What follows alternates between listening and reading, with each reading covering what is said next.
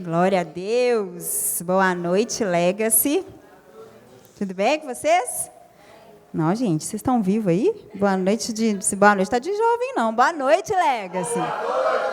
Agora sim, glória a Deus. Bom, como o pastor Pedro disse, né? Primeiro culto do ano, que bênção. Já vamos começar aí o nosso ministério de jovens, cultuando ao Senhor. Né? Quem sabe esse culto aqui, gente, não passa a ser todos os sábados? Né? Quem sabe? Quem sabe? Orem aí, meus irmãos, orem aí. Eu recebi um recado para oferecer a vocês que, se vocês quiserem chegar mais para frente, sentar nos lugares da frente, fica mais bonito na foto e nos vídeos, tá bom? Mas fiquem à vontade, fiquem aonde vocês estiverem confortáveis, amém? Abram a Bíblia de vocês lá em Marcos, no capítulo 8. A gente vai ler do versículo 10 ao 21. O tema dessa mensagem aqui é: fariseu, eu? Será que existe aí um fariseu escondido dentro de você, meu irmão? Está amarrado, Fernanda? Que isso, meu corpo é templo do Espírito Santo. Em mim só habita o Espírito de Deus, porque eu sou muito crente. Amém. É verdade. Em nós habita o Espírito de Deus. Mas o Senhor, Ele quer nos levar a uma reflexão nessa noite. Ele quer nos mostrar que muitas vezes nós temos comportamentos muito farisaicos. Eu creio que o Senhor quer que a gente comece o ano se alinhando ao coração dEle e vivendo de acordo com a vontade dEle, para que a gente dê fruto dEle e fruto que permaneça. A gente quer multiplicar esse culto, não quer? A gente quer multiplicar essa igreja, mas para isso a gente precisa de refletir a Cristo. Então a gente vai aprender um pouquinho hoje com o Espírito Santo. E em nome de Jesus, nós vamos nos alinhar, nos arrepender, e Deus vai manifestar aqui nesta noite uma metanoia, uma mudança na nossa vida. Amém? Então vamos ler lá a partir do versículo, eu falei 11, mas é o 10, tá? A gente vai ler a partir do 10. Marcos 8, a partir do 10. Diz assim: logo a seguir, tendo embarcado juntamente com seus discípulos, partiu para a região de Dalmanuta. E saindo, os fariseus puseram-se a discutir com ele. E tentando, pediram-lhe um sinal do céu. Jesus, porém, arrancou do íntimo do seu espírito um gemido e disse: por que pede esta geração um sinal? Em verdade vos digo que a essa geração não se lhe dará sinal algum. E deixando-os, tornou a embarcar e foi para o outro lado. Ora, aconteceu que eles se esqueceram de levar os pães, e no barco não tinham consigo senão um só. Preveniu Jesus, dizendo: vede, guardai-vos do fermento dos fariseus e do fermento de Herodes. E eles discorriam entre si: é que não temos pão. Jesus, percebendo, lhes perguntou: por que discorreis sobre o não terdes pão? Ainda não considerastes, nem compreendestes? Tendes o coração endurecido? Tendo olhos, não vedes? E tendo ouvidos, não ouvis? Não vos lembrais de quando partiu 5 pães para os 5.000? Quantos cestos cheios de pedaços recolhestes? Responderam eles: 12. E quando partiu 7 pães para os 4.000, quantos cestos cheios de pedaços recolhestes? Responderam eles: 7. Ao que lhes disse Jesus: não compreendeis ainda? Vamos ver o que está acontecendo aqui, qual que é o contexto dessa história, qual que é o plano de fundo aqui. A Bíblia vai nos dizer que Jesus, ele passou durante um tempo numa região chamada Decápolis. Nós vamos ver lá no capítulo 7. Decápolis era uma região de 10 cidades. Aquelas cidades não eram cidades como nós temos hoje, cidades grandes. Eram vilas. Vilas que comportavam mais ou menos umas 5.000 pessoas. Então, Decápolis era uma região de vilas em torno do Mar da Galileia. E a Bíblia diz que Jesus passou durante um tempo ali, pregando para os judeus e para os gentios. Só que aí Neste lugar, né, onde Jesus estava, ele pregou, ele curou, ele fez milagres. E a Bíblia vai nos contar que ele fez as 2 multiplicações de pães e peixes nesse lugar, chamado Decápolis. E aqui, a partir do versículo 10, a gente vê uma transição geográfica de Jesus. A gente vê Jesus saindo da cidade de Decápolis e indo para essa região chamada Dalmanuta. Dalmanuta, quando a gente vai estudar, a gente não consegue, assim, ninguém afirma com certeza onde está localizada essa cidade, essa região.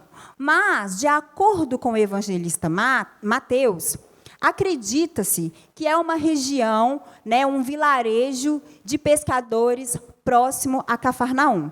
Então, essa passagem que nós vimos aqui acontece próximo a Cafarnaum. E a Bíblia vai nos dizer que Jesus estava no barco com seus discípulos, chegou até a Dalmanuta, e lá em Dalmanuta, a Bíblia vai nos contar sobre 2 momentos aqui que aconteceram com Jesus. No primeiro momento, Jesus tem um encontro com os fariseus. E neste momento, meus irmãos, Jesus, como era de se esperar, neste encontro, ele se decepciona. Nós sabemos que os fariseus eram inimigos de Jesus. Sabemos que os fariseus perseguiam a Jesus. Então, era de se esperar que, neste encontro, os fariseus se comportassem de uma forma que entristecesse a Jesus novamente, porque não foi a primeira vez, né? E aí, ok. Então, Jesus ele tem aquele encontro ali com os fariseus, ele se decepciona, mas vira as costas e vai lá para o outro lado. E aí a Bíblia nos fala sobre um segundo momento. Neste segundo momento, Jesus está só com os seus discípulos no barco. Aí a gente pensa, então, Fernanda, dessa vez esse encontro deu bom, esse tempo aí deu bom.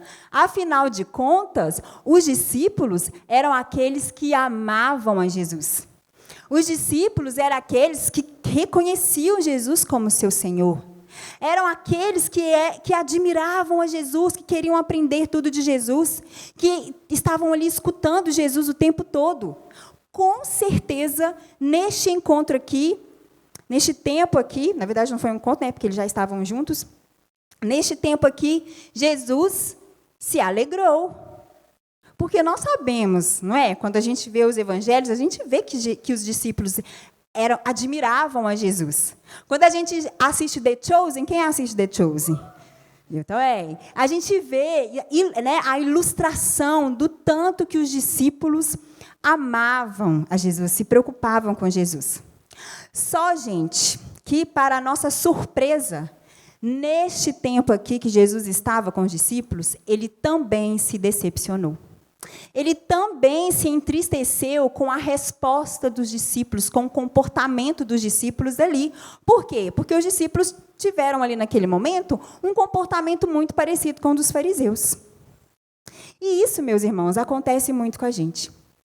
Com a gente, nós que somos os escolhidos, salvos, que caminhamos com Jesus, que temos uma vida de devocional, uma vida de oração, uma vida de culto, de GC, de estudo bíblico, nós apresentamos, muitas vezes, comportamentos farisaicos, comportamentos que não agradam a Jesus. Somos discípulos de Jesus, a igreja que está esperando a Nova Jerusalém, amém? Mas temos comportamentos que desagradam o coração do nosso Pai. E nós não vamos entrar dessa forma na Nova Jerusalém, né, gente? Porque o Senhor está nos dando aqui a oportunidade de transformação. E por isso eu quero falar para vocês alguns comportamentos farisaicos que nós temos na nossa caminhada de fé, para que a gente, em nome de Jesus, se arrependa deles e se transforme nesta noite. Amém? E deixe o Espírito Santo nos transformar. O primeiro comportamento é, muitas vezes, nós agimos como caçadores de sinais. Olha lá no versículo 11. Vai dizer, e saindo os fariseus, puseram-se a discutir com ele, e tentando-o, pediram-lhe um sinal. Ora, Jesus estava fazendo vários milagres. Jesus estava curando. Jesus estava libertando possessos. Jesus tinha parado a tempestade. Só a multiplicação de pães e peixes, eles já tinham visto 2. Os fariseus estavam cansados de saber disso. Eles viam isso acontecer. E quando eles não viam, eles ouviam. Eles ficavam sabendo. Porque vocês lembram que quando a gente vai ler lá os evangelhos, né, vai contar que toda vez que Jesus abençoava alguém, fazia algum milagre, ele falava assim: ei, psiu, vem cá, aqui, conta para ninguém não, tá?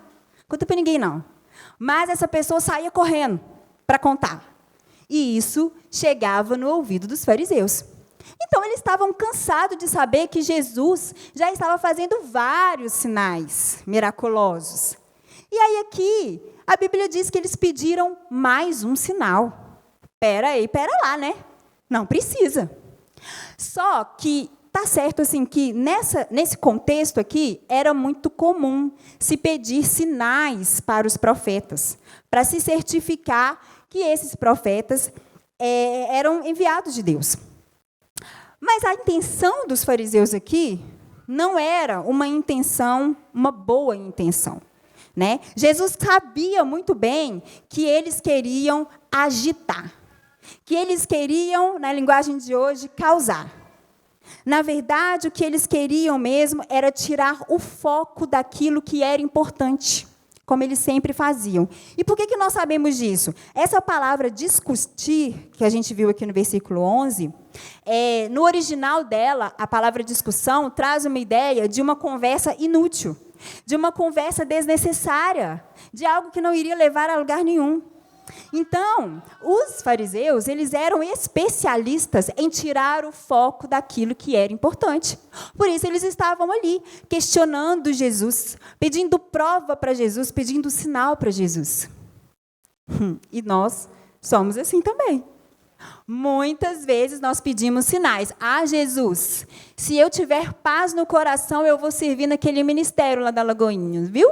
Me confirma aqui, Senhor.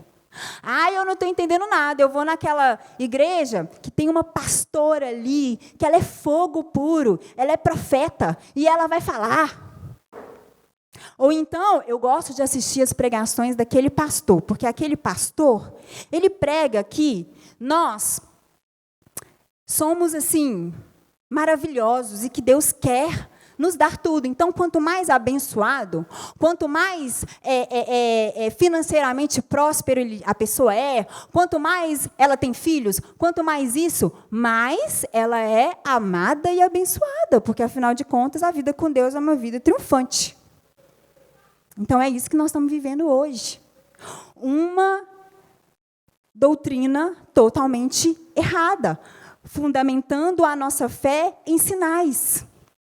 E o fato de fundamentarmos a nossa fé faz com que a gente comece a fazer de Deus um gênio da lâmpada. Então, nós passamos a buscar a Deus por aquilo que Ele pode nos dar, e não por aquilo que Ele é. E isso entristece o coração de Deus. Lá no versículo 12 vai falar que Jesus, ele teve um gemido lá interno no seu espírito. Tem versão que fala que Jesus, ele suspirou. Ai, meu Deus, pelo amor de mim mesmo, né? Não é pelo amor de Deus, não, Deus, é pelo amor de mim mesmo. E aí, Jesus, ele vai e dá uma resposta para os fariseus. Uma resposta que eu vou ler para vocês, que está escrito lá no Evangelho de Mateus. Porque nós sabemos que Mateus, ele escreve para os judeus, e Marcos escreve para os gentios, para os romanos. Nós sabemos disso, né? Vocês sabem disso na igreja. Se você não sabe disso, eu vou te dar uma dica, que eu lembrei aqui. Nós vamos iniciar na nossa igreja, abre um parênteses, nós vamos iniciar na nossa igreja um curso de panorama do Antigo e do Novo Testamento. Então, são coisas desse tipo que vocês vão aprender lá. Então, quando a gente abrir as inscrições, façam. Né, meus professores queridos? Então, beleza, fecha parêntese. Como Mateus escreveu para os judeus, Mateus, ele detalhou mais a resposta de Jesus.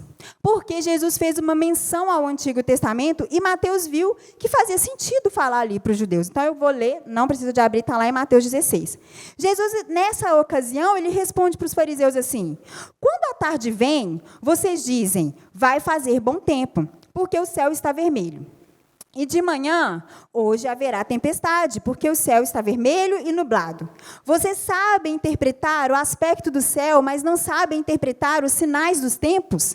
Uma geração perversa e adúltera pede um sinal miraculoso, mas nenhum sinal lhe será dado, a não ser o sinal de Jonas. Então, Jesus, quando os fariseus pediram um sinal, Jesus responde para eles aqui, deixa eu falar uma coisa para vocês. Vocês conseguem interpretar todas as coisas que são visuais, todas as coisas que são externas, mas aquilo que realmente faz sentido, vocês não conseguem interpretar? Mas que geração adúltera é vocês? Sabe por que Jesus chamou os fariseus de adúltero? Porque os fariseus, eles diziam que criam em Deus, mas, na verdade, eles criam em um Deus que eles mesmos criaram. Porque o próprio Deus estava lá na frente deles e eles não reconheciam como Deus. Então, eles chamam os fariseus de adúlteros, de perversos, porque eles tinham um coração corrompido. E aí ele fala assim, olha, eu não vou dar sinal nenhum para vocês.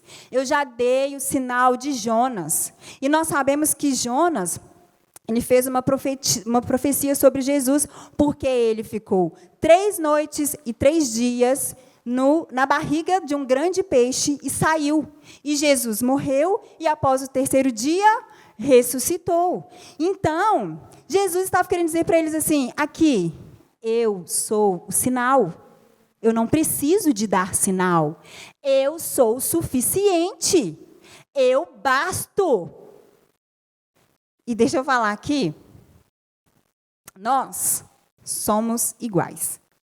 Porque nós criamos no nosso coração e na nossa mente a imagem de um Deus Papai Noel, de um Deus garçom, de um Deus gênio da lâmpada, que a gente vai fazer assim, a gente vai orar e nele tudo a gente pode, né? E aí a gente começa a ser como clientes, consumistas do Senhor. E começamos a buscar a Deus por aquilo que Deus pode nos dar, e não por aquilo que Deus é. Então, como é que vai funcionar? Se eu estou na prova, se eu estou no deserto, se eu estou na luta, se eu estou na espera, então eu vou orar fervorosamente. É jejum todo dia, jejum de Daniel, é jejum de não sei o quê, jejum de não sei o quê, tanto de jejum que o povo inventa, que nem está na Bíblia. E é culto, e é estudo bíblico, e é célula e tal. Mas e se está tudo bem? Começa a negligenciar. Não precisa orar tanto, porque afinal nem tem mais que pedir a Deus. Deixa eu ver, o que eu vou te falar aqui? Eu nem sei. Né? Se está querendo uma porta de emprego, desesperadamente está ali desempregado, não, deixa eu ir para a igreja, eu estou com tempo, eu vou servir, e Deus tudo mais me dará. Mas se começa a trabalhar, o que acontece? Sai da igreja. Não tem mais tempo. Não, peraí, o pastor Mateus, eu estou trabalhando demais, né? Ô Pedro, eu não tenho, sábado à noite, eu preciso de descansar. Porque aí não precisa mais de Deus. Se está solteiro, gente, se está solteiro, é igreja, né? Porque, afinal de contas, na igreja, os solteiros cuidam das coisas do Senhor.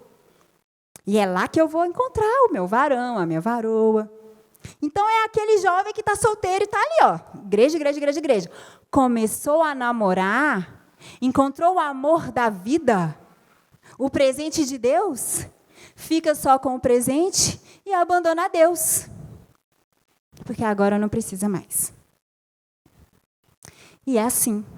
E aí a gente vai vivendo a inconstância da fé. Um dia eu estou bem porque está tudo ruim, então eu quero, Senhor, eu te amo, Jesus. E um dia um dia eu estou mal, eu quero Senhor, Jesus, eu quero Senhor. Quando eu estou bem, meu Deus, aqui, eu sou muito alegre, deixa eu curtir esse vidão lá fora. Porque eu sou moço, eu sou jovem. É assim. Só que o Senhor está dizendo aqui, ei, eu sou suficiente. O Senhor não deve nada para ninguém, gente. Se Deus fizer, Ele é Deus. Se Ele não fizer, Ele é Deus. Se a porta abrir, Ele é Deus. Se fechar, Ele continua sendo Deus. Não é assim que a gente cantou aqui outro dia? Jesus não deve nada. E Ele estava dizendo isso aqui para os fariseus. E Ele está dizendo isso para a gente essa noite. E aí a gente vai para o segundo comportamento. O segundo comportamento farisaico que nós temos é que muitas vezes nós aparentamos interesse em Deus, aparentamos amar a Deus, aparentamos que Deus ele é o centro das nossas vidas, mas, na verdade, nós estamos cheios de nós mesmos. Olha lá o versículo 14. Vai dizer assim: ora, aconteceu que eles se esqueceram de levar pães, e no barco não tinham consigo, senão um só. Preveniu Jesus dizendo: vede, guardai-vos do fermento dos fariseus e do fermento de Herodes. Então, o que estava acontecendo aqui? Nós vimos que Jesus deu uma resposta lá para os fariseus, e aí no versículo 13 diz que ele virou as costas, deixou no vácuo, porque mereciam, né? E foi para o outro lado com os discípulos no barco. Lá no barco, ele começa a perceber uma agitação dos discípulos. Os discípulos lá esqueceram o pão. E aí Jesus fica incomodado, né, com aquilo. Poxa, eles estão falando isso mesmo? Agora, Fernanda, versão Fernanda, vai dizer: eles estão falando isso mesmo? Não é possível? Não, pelo amor de mim mesmo, Senhor, e tal. E aí ele vai e fala assim: ei, cuidado, guardai-vos do fermento dos fariseus e de Herodes. Por que Jesus fala isso com eles? Toda vez que a Bíblia menciona a palavra fermento, ela está querendo dizer sobre algo que é mal, algo que é ruim. Lá em Êxodo, a gente vê que todo ano, na época da Páscoa, os judeus eles tinham que remover todo o fermento de casa. Também lá em Êxodo vai dizer que não se aceitava oferta com fermento, porque fermento era considerado algo ruim, era uma simbologia. E no Novo Testamento, quando a gente vê lá falando sobre fermento, vai falar, vai estar falando sobre o quê? Sobre o pecado da igreja, lá na carta do apóstolo Paulo aos Coríntios, sobre as falsas doutrinas e sobre a hipocrisia dos fariseus. Os fariseus, eles eram hipócritas. Por que eles eram hipócritas? Porque eles diziam, mas não faziam. Jesus disse para eles, lá em Marcos 7, no versículo 6, assim: bem profetizou o profeta Isaías a respeito de vocês, hipócritas. Vocês me louvam com os lábios, vocês me adoram com os lábios, mas o coração de vocês está longe de mim. Uma falsa religiosidade. Eles eram líderes religiosos, falavam sobre Deus, falavam sobre a lei, mas o coração deles estava totalmente longe de Deus.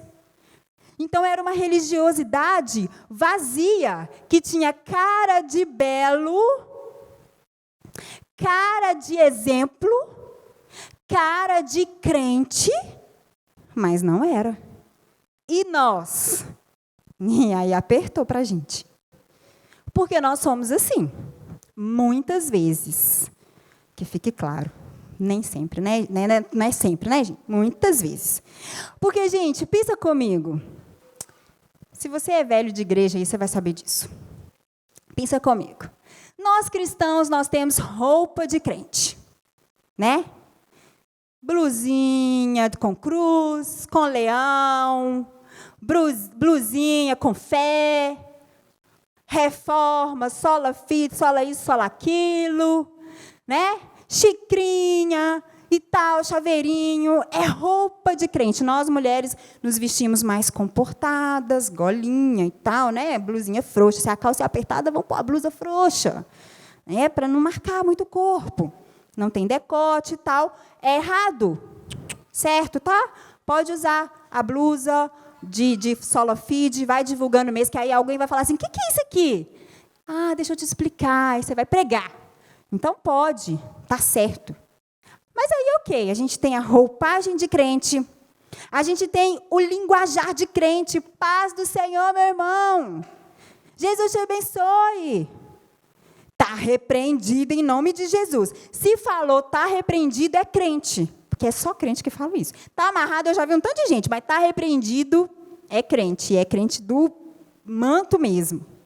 E a gente tem linguajar, tem cara de crente, cara de adorador. Olha lá no Instagram do Legacy. Né? A gente está lá. Então, e eu estou me colocando aqui porque eu estou pregando para mim, né? Porque se eu apanhei e fui a primeira, eu não vou apanhar sozinha, né? Eu vou compartilhar a surra, porque eu compartilho tantas coisas, por que eu não vou compartilhar a surra? Vou compartilhar aqui com vocês, porque eu quero entrar no céu com vocês, todo mundo bem limpo, com as vestes bem limpas e santas. Então, nós temos cara de adorador. Mas, qual que é o problema? Porque não tem problema ter linguagem de crente, ter cara de crente, não tem. Mas o problema, gente, é que muitas vezes, debaixo dessa roupagem de crente, tem um corpo que está entregue à glutonaria, um corpo entregue à preguiça, um corpo que sai do culto e vai para a cama com o namorado ou com a namorada. Esse é que é o problema. O problema é que essa mesma boca que está aqui dando glória a Deus e cantando louvores e santo, santo, santo, é a boca que vai lá fora no trânsito e xinga a mãe do motorista que fechou ele. Que chega em casa e briga com a mãe, e briga com o pai, e briga com a esposa, com o marido, com os filhos, e vive murmurando, que está chovendo. A gente tem que vigiar, porque está fazendo um calor que só Jesus. E nós o tempo inteiro estamos reclamando do calor. Né?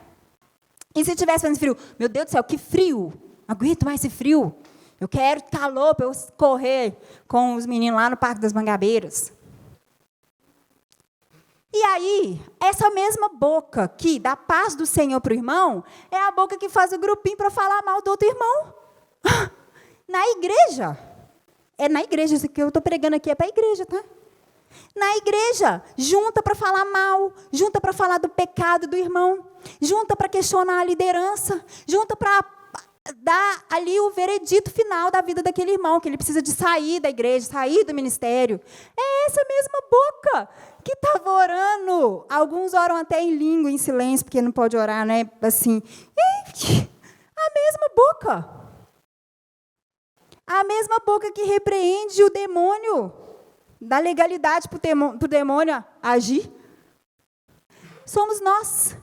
Aí você pensa assim, esses fariseus eram raça de víboras, hein? Meu irmão, a Bíblia está falando que aquele que está em pé tem que cuidar e vigiar para não cair, porque cair é fácil. Só que a gente está aqui com uma falsa religiosidade e achando que está tudo legal, achando que está bonito. 2024, a Lagoinha está com o ano da compaixão. Qual é a compaixão? Porque a fofoca está demais. Qual a compaixão? Desculpa, gente. Me desculpa, mas está demais. Né? Comportamento fariseu. E isso está agradando a Jesus? Não, Jesus está olhando para a gente assim, ó. De novo. Olha lá. O que eu faço? O que eu faço com os meus discípulos? Que estão iguais aos fariseus. Por isso que Jesus disse, ei, cuidado com o fermento dos fariseus. E de Herodes. Quem era Herodes? Quem eram os herodianos? Os herodianos não eram um grupo religioso. Eram seguidores de Herodes.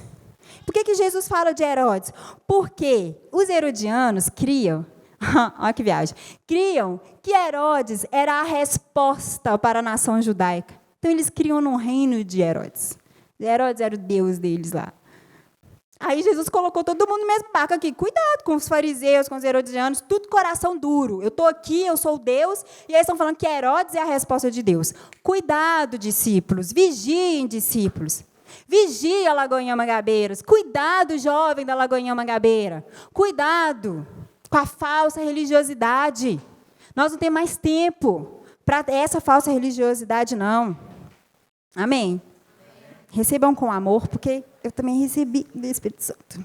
Vamos lá. Terceiro comportamento, terceiro e último. O comportamento é muito próximo ao dos fariseus. Muitas vezes nós nos esquecemos de tudo que Jesus fez e faz por nós. Olha aí, vamos ler lá do versículo 16 até o 21. Deixa eu tomar uma água aqui na caneca do pastor. Sou chique. Eu também quero uma caneca.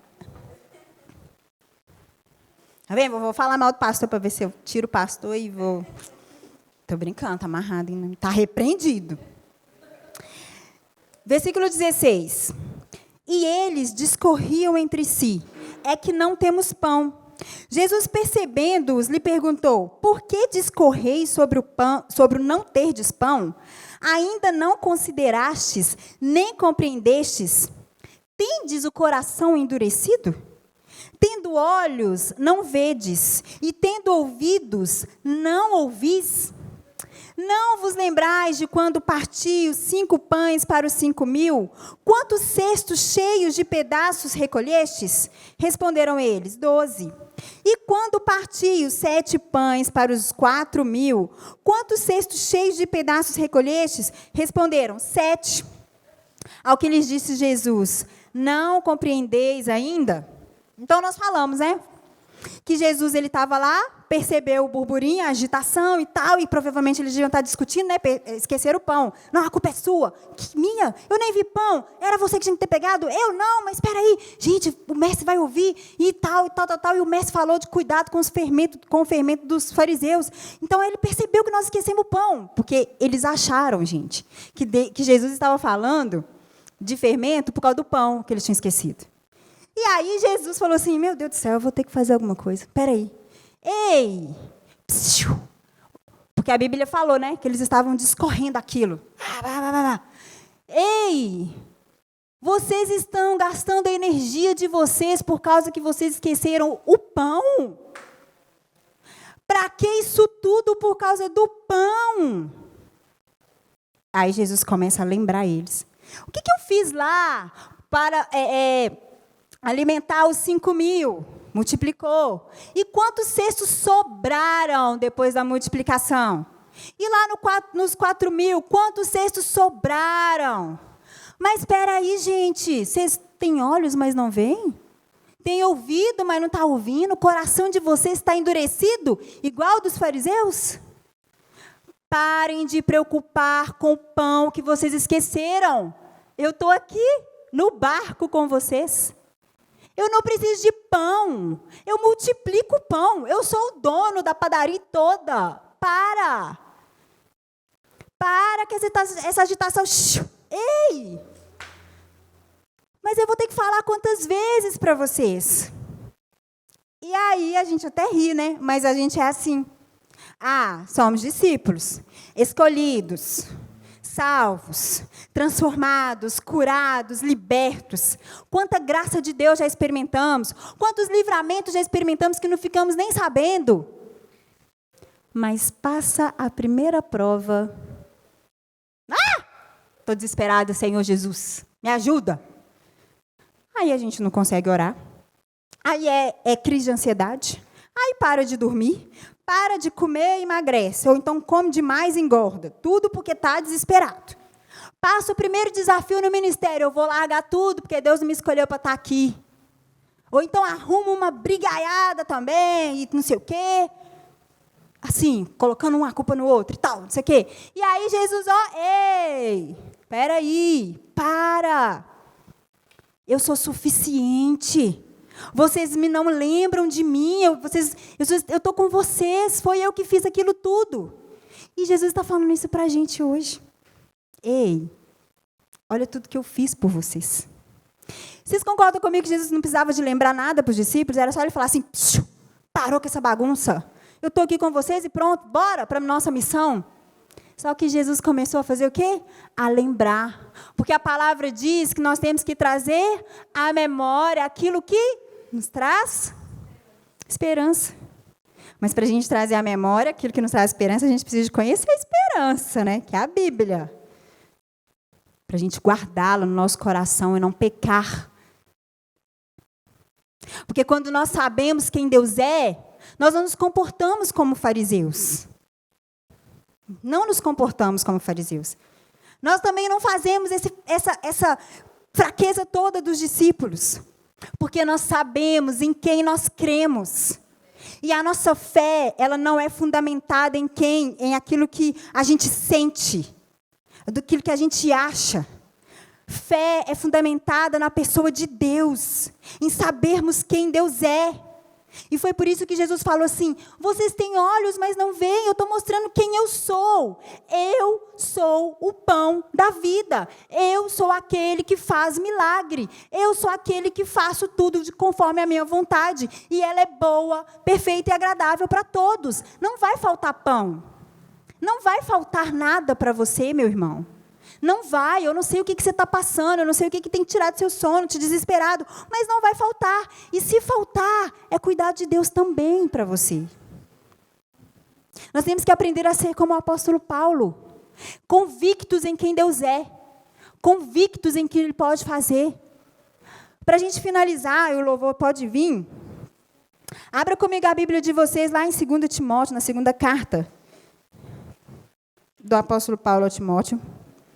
A gente vai ler lá no capítulo 1, do 7 ao 12.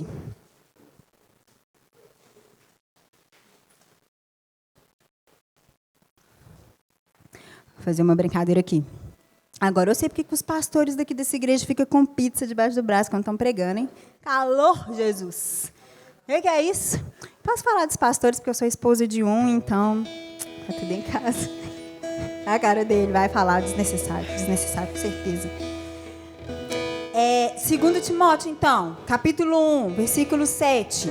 Olha o que Paulo vai dizer a Timóteo. Porque Deus, Timóteo, não nos tem dado espírito de covardia, mas de poder, de amor e de moderação.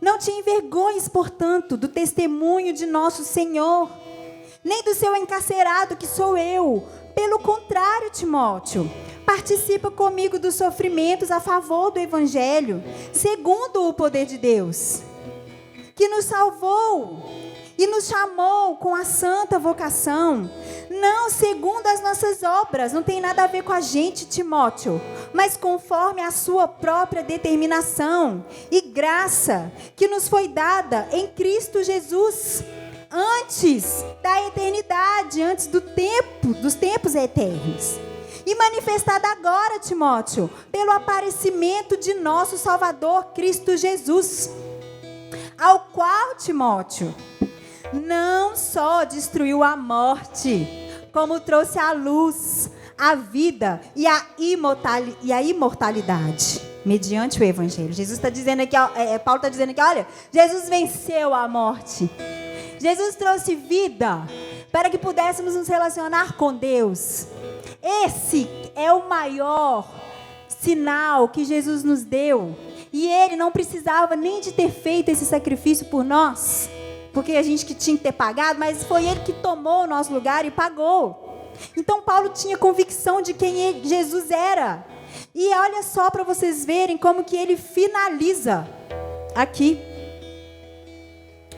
Para o qual, Timóteo, eu fui designado pregador, apóstolo e mestre, e por isso estou sofrendo todas estas coisas. Todavia, não me envergonho, porque eu sei, Timóteo, em quem eu tenho crido, e estou certo de que Ele é poderoso para guardar o meu depósito até aquele dia. Paulo ele era maduro em Deus. Uma pessoa madura em Deus é uma pessoa convicta de quem Deus é. Vocês acham que a vida de Paulo foi fácil? Foi não, meu irmão. Nós vamos passar nem na reta. Mas Paulo suportou, pregou, ensinou, implantou igreja, GC, ministério disso, daquilo, capacitou novos líderes, escreveu aqui quase todo o Novo Testamento, porque ele sabia em quem ele cria. Nós precisamos de saber, para que a gente não faça o que os discípulos fizeram, para que a gente não faça o que os fariseus fizeram. Nós precisamos de saber, porque a gente quer cantar aqui, que nós vamos entrar, que nós somos a noiva que vai entrar na Nova Jerusalém. Qual louvor você vai oferecer? Qual louvor, meu irmão? Você já parou para pensar nisso? Como vai estar suas vestes? Estou falando de coração aqui, do seu coração. Será que seu coração vai estar limpo? As suas vestes vão estar limpas para você cantar santo, santo, santo? Vamos ficar em pé? Nós vamos orar.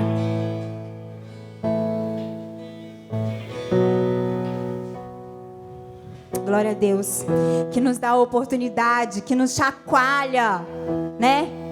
E nos dá a oportunidade de colocar, né? Nos desnudar diante dele. para que Ele venha sondar, para que Ele realmente venha nos transformar, para que Ele venha tirar de nós toda a religiosidade. Feche os seus olhos e começa a falar com Deus. Começa a falar com Deus, começa a apresentar aí o seu pecado para Deus, porque eu não conheço. Os meninos aqui do louvor não conhecem, o pastor Pedro não conhece. Mas o Senhor conhece o meu e o seu pecado. Começa a dar nome para Ele, apresentar e falar com Ele: Senhor, foi eu que fiz isso aí, ó. Foi eu que fiz aquilo. Deus, me perdoa, Senhor. Tu és aquele que sonda os corações, Jesus. E eu peço, Senhor, nessa noite, sonda-nos, Deus. Ah, Senhor, traz a sua luz a todas as escuridões que tem nos movido ao contrário do Senhor, que tem nos feito pecar contra Ti. Olha para o nosso coração hipócrita, Jesus.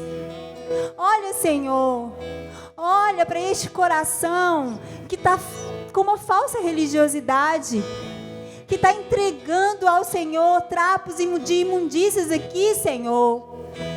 Nos deixe constrangidos e envergonhados diante do Senhor, para ver se assim a gente muda, Pai. Oh, Jesus, perdoa a dureza do nosso coração, perdoa a nossa cegueira espiritual, perdoa, Senhor, as nossas incredulidades diante do Senhor, perdoa o nosso interesse no Senhor. Perdoa-nos, Deus, por fazer do Senhor, Pai, o nosso garçom, por achar que o Teu reino é um cardápio, onde cada dia nós vamos pedir aquilo que a gente quer, que a gente está com vontade, e que o Senhor tem a obrigação de nos atender. Senhor, nós não queremos ser assim mais, nós não queremos mais Te buscar, Senhor, só para Te pedir. Não queremos ser o crente danoninho, me dá, Senhor. Não, Jesus.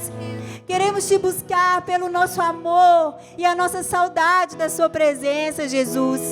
Que nós sejamos aqueles, Deus, que se retiram para orar, porque estamos com saudades da Sua presença, porque estamos sentindo falta, Jesus, do Seu abraço, Senhor. Oh Deus, nos perdoa por todas as vezes que pensamos em desistir e abandonar, Deus, aquilo que o Senhor colocou nas nossas mãos. O ministério, a família, o emprego. Oh Jesus, nos perdoa, Senhor, nesta noite nós queremos voltar, Deus. Queremos voltar, Senhor. Queremos ser lapidados pelo Senhor, ser transformados, Pai. Liberta-nos, Deus, de nós mesmos, dos nossos achismos, dos ídolos que levantamos para nos satisfazer. Liberta-nos, Deus, das doutrinas que nós estamos fazendo sem base bíblica nenhuma, Jesus. Em nome de Jesus, liberta-nos, Deus. Liberta-nos, Senhor.